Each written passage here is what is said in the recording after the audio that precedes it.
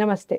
హరి వాస్తు నుంచి హరి గారు ఎన్నో విషయాలు మనకి వివరిస్తూ ఉన్నారు. వాస్తుకు సంబంధించిన వివరణ, ఎంతో చక్కటి వివరణ. మనకి తెలియని ఎన్నో విషయాలు తెలుసుకుంటూ ఉన్నాం. అందులో భాగంగా గుడిని చూసినప్పుడు గుడికి గోపురం ఉంటుంది. మరి ఇంటికి కూడా డబుల్ స్టోర్ కట్టేటప్పుడు ఎలాంటి జాగ్రత్తలు తీసుకోవాలి? అసలు ఉండాలా? ఇంటికి డబుల్ స్టోర్ అనేది కట్టాలా? కట్టకూడదా? ఏమిటి గోపురానికి ఈ ఇంటి డబుల్ స్టోర్‌కి ఉన్న సంబంధం ఏమిటి? ఈ విషయాలన్నీ కూడా ఈ వీడియో ద్వారా తెలుసుకునే ప్రయత్నం చేద్దాం. ఇంకొక ముఖ్యమైన విషయం ఏమిటంటే, వాస్తుకు సంబంధించిన వివరణ ఇచ్చేటప్పుడు హరిగారు చెప్పే ప్రతి మాట కూడా వాస్తవంగా తను తెలుసుకొని చెప్తున్న విషయం. చాలా విషయాలు చూసి మనకి ఎన్నో ప్రాంతాల్లో తిరిగి, ఎన్నో ప్రాంతాల్లో వివరణ తెలుసుకొని అక్కడ చూసిన విషయాలు మనకి షేర్ చేస్తూ ఉన్నారు. ప్రతి వీడియోని ఫస్ట్ నుంచి లాస్ట్ వరకు వాచ్ చేసే ప్రయత్నం చేయండి. డౌట్స్ ఏమన్నా ఉంటే కామెంట్ బాక్స్లో తెలియచేయండి. నమస్కారం అండి హరిగారు. సో మీరు లాస్ట్ టైం వీడియోలో చెప్పేటప్పుడు నేను ఒక గుడిని చూశాను. తర్వాత తెలుసుకున్నాను గుడికి గోపురం ఉంది. మరి మనం ఇంటికి డబుల్ స్టోర్ వేసేటప్పుడు వేయాలా వద్దా అనేది ఒక డౌట్ వచ్చింది నాకు అని అక్కడ కట్ చేశారు. నెక్స్ట్ ఎపిసోడ్లో చెప్తాను అని. సో చెప్పండి, ఏమిటి అసలు గోపురానికి ఈ డబుల్ ఫ్లోర్ వేయటానికి ఏమిటి లింక్ ఏమిటి? దానికి ఎలాంటి నియమాలు పాటించాలి చెప్పండి. మీరు ఎప్పుడైనా ఉన్నత స్థానము అని విన్నారన్నమాట? పెద్దింటి వాళ్ళు అని విన్నారా? పెద్దింటోళ్ళు వాళ్ళు అంటారు. విన్నారు కదా ఈ మాట. ఒక ఊరిని శాసించాలంటే అసలు ఇంటి హైట్ ఎంత ఉండాలి? ఐడియా ఉందా? తెలియదండి నాకు. తెలియదు. 3 రకాలుగా ఒక ఊరిని సెట్ చేయాలి. ఇట్లాంటి హైదరాబాద్ లాంటి సిటీస్లో చేయలేం. కానీ పూర్వం పాటించిన విధానాలు ఇవి. ఎందుకు ఈ సనాతన ధర్మం అనేది కంప్లీట్గా భ్రష్టు పట్టిపోతుంది అనడానికి ఇందులో చాలా ఇంపార్టెంట్ కొన్ని పాయింట్స్ వచ్చేసాయి. ఈ వీడియోలో ఇప్పుడు వస్తాయి. అయితే ఒక డబల్ స్టోర్ ఒక ఊరికి ఎక్కడ అంటే చిత్తూరు ఏరియాకి వెళ్ళినప్పుడు వాళ్ళ పక్కన ఒక టెంపుల్ చూపించారు. సార్, ఈ ఊరికి సంబంధించి గోపురం లేదు, నెక్స్ట్ పైన ఫ్లోర్ కట్టలేదు, కలశం కూడా కట్టలేదు, ఇవన్నీ లేవు కాబట్టి మేము ఇంకొక ఫ్లోర్ కట్టొద్దు కదా సార్ అన్నారు. అసలు ఇది ఎక్కడ నాకు కనబడలేదు. ఈ పాయింట్ నాకు ఎక్కడ తగలలేదు. ఇది స్థాపత్య వేదం నేర్చుకున్న సందర్భంలో ఒక పురాతన గ్రంథంలో దీని యొక్క వివరణ కనబడింది. చాలా సీక్రెట్ అండి అసలు ఇది. అసలు సీక్రెట్ అంటే మరి ఇట్లాంటి సీక్రెట్ ఈ రోజు వరకు విని కూడా ఉండరు ఎవరు. ఎక్కడ విని ఉండరు. 100% ఇది. అయితే ఆ సీక్రెట్ ఏంటంటే, పూర్వం పాటించిన ఒక ఖచ్చితమైన నియమం ఏంటంటే, ఒక ఊరి పొల్లిమేర నుంచి లేదంటే ఆ కమాన్ దగ్గర నుంచి మీరు లోపలికి ఎంటర్ అయ్యిండ్రు అంటే జస్ట్ ఆ ఎంట్రీ నుంచి ఊరిని చూస్తే ఊరి గుడి గోపురము, ఊరు యొక్క టెంపుల్ కనిపించేది. ఇప్పటికీ అలాగే కనిపిస్తుంది పాత ఊర్లలో. గమనించండి. ఇప్పుడు అట్లా ఉందా? లేదు. ఇప్పుడు అందరూ డబల్ స్టోరీ అంటే 2 floors 3 floors ఇట్లా కట్టుకుంటూ వెళ్తున్నారు. నిజంగా మరి కట్టొచ్చా? కట్టకూడదు. కారణం ఏంటి? ఎక్స్ప్లెయిన్ చేస్తాను. అయితే ఒక గుడి యొక్క గత వీడియోస్లో మనం బ్రహ్మస్థానం గురించి మాట్లాడుకున్నాం, గుర్తుందా మీకు? అయితే ఒక టెంపుల్కి సంబంధించి గుడి కట్టిన తర్వాత పైన ఏదైతే కలశం పెడతారో ఆ కలశానికి ఒక చిన్న హోల్ చేస్తారు. ఇది ఎవరికీ తెలియని సీక్రెట్.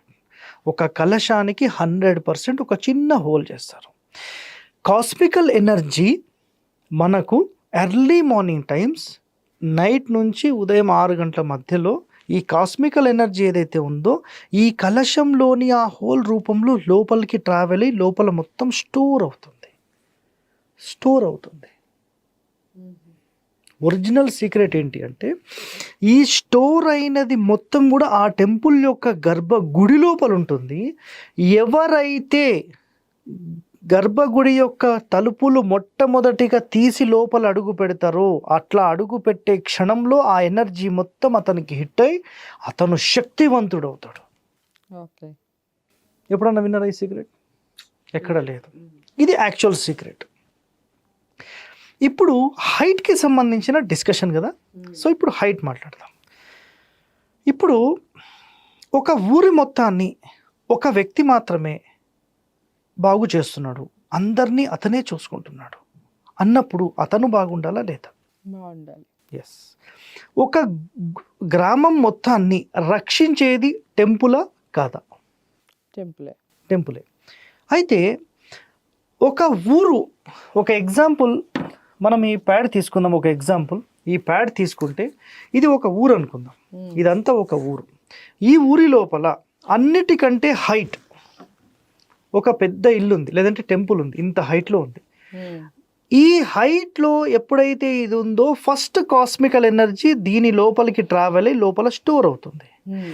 ఈ గుడి పవర్ఫుల్ అయితే, ఈ గుడి పవర్ఫుల్ అయితే ఈ ఊరినే రక్షిస్తుంది.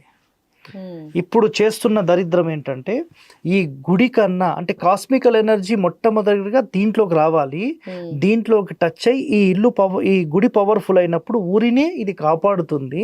ఇప్పుడు కాలం ఏమైపోయిందంటే గుడిని వదిలేసేసి ఇండ్లన్నీ హైడ్ చేసేస్తున్నారు. ఏ ఊరిలో అయితే గుడి కంటే హైట్ బిల్డింగ్స్ ఉంటాయో మొట్టమొదటి కాస్మికల్ ఎనర్జీ ఆ బిల్డింగ్స్కి హిట్ అవ్వడం వల్ల ఆ బిల్డింగ్లోని పబ్లిక్ మాత్రమే పవర్ఫుల్గా మారే అవకాశం ఉంటుంది. అప్పుడు ఏమవుతాయి? గుళ్ళన్నీ డౌన్ అవుతాయి. ఈ కలికాలములో స్పెషల్గా ఈ బిల్డింగ్స్ హైట్ చేయడం వల్ల ఈ దరిద్రం అంతా వచ్చింది. ఇప్పుడు గుడి హైట్ ఉండాలా, ఇల్లు హైట్ ఉండాలా? గుడి హైట్ ఉండాలి. ఎస్. ఆ వ్యక్తి ఆ రోజు చెప్పిన ప్రశ్న 2 years ఇక్కడే ఉంది. అది ఎందుకంటే నేను ఎక్కడ వినలేదు, నేను ఆ పాయింట్ ఎక్కడ వినలేదు. అది ఎందుకు చెప్పారు, కారణం చెప్పురా బాబు అంటే లేదు, ఒక వాస్తవాన్ని చెప్పిండు. ఫోన్ చేయి సార్, ఏమో సార్ నాకైతే తెలియదు, కానీ అట్లా చెప్పింది, నాకు అంతే తెలుసు.